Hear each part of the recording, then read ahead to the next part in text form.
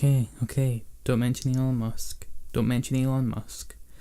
Don't mention Elon Musk. Elon Musk. Fuck! Grimes has made what very well may be my favourite pop album of the decade, maybe ever, when she dropped Our Angels back in 2015. An utterly vibrant release. It feels so animated and lively, which if you look at the cover for this record, it shouldn't come as a surprise. Maybe one of those instances where you should judge an album by its cover.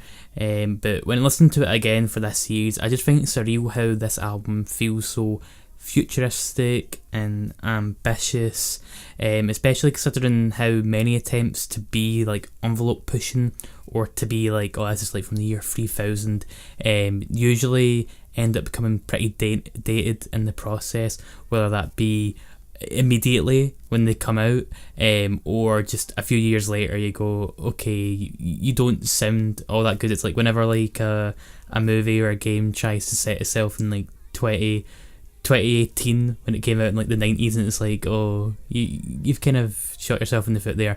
But Our Angels doesn't have that issue at all. There's just a real character to it. It just constantly demands your attention, but like unlike your niece or nephew who are just like begging for you to actually talk to them, or that it actually dazzles you once you eventually give them the attention that they want. I don't have a niece or nephew that does that.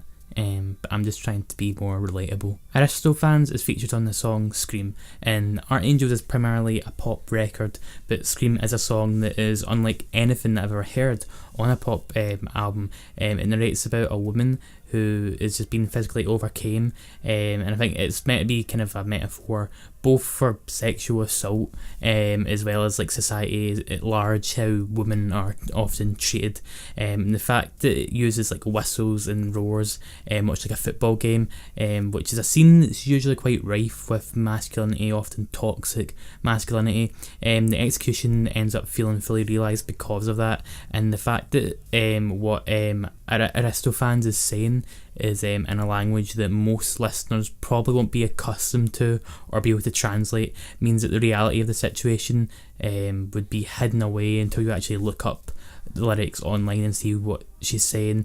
I think that kind of a genius decision, especially how oftentimes what women face or what they have to say is usually tried to be, it gets brushed away or it's just sort of silenced. I think that's a really the execution for that is quite masterful and genius. Thankfully the rest of the album isn't nearly as ominous in this sense. We get some super uplifting pop cuts that could easily make their way onto the radio. Something like California has a really strong hypnotic hook that you'll struggle to shake off, and Belly of the Beast, the vocal inflections during the chorus and the build up to it, it's just one of the small moments on here that I just find truly gorgeous.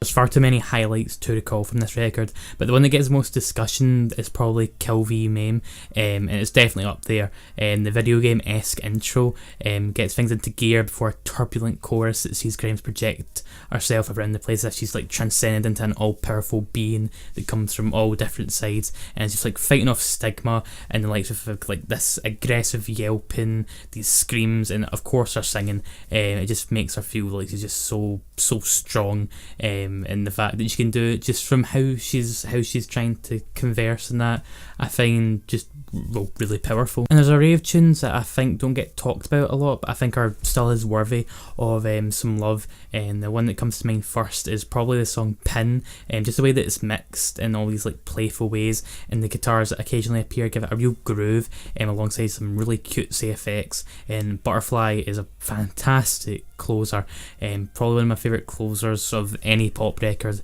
and I think there's, if I believe correctly, there's like acoustic guitars, horns, and some claps, that end up being this sort of like lush playground for Grimes to just sort of like muster up some energy before letting it all loose on a triumphant chorus that has more often than not got me really teary-eyed. Like I said, it's crazy how this album hasn't aged a bit considering how futuristic it felt when it dropped. And 3 years later, which is again maybe kind of a short time frame to truly kind of judge how well it's aged, I don't think there's even like a tiny wrinkle forming on it.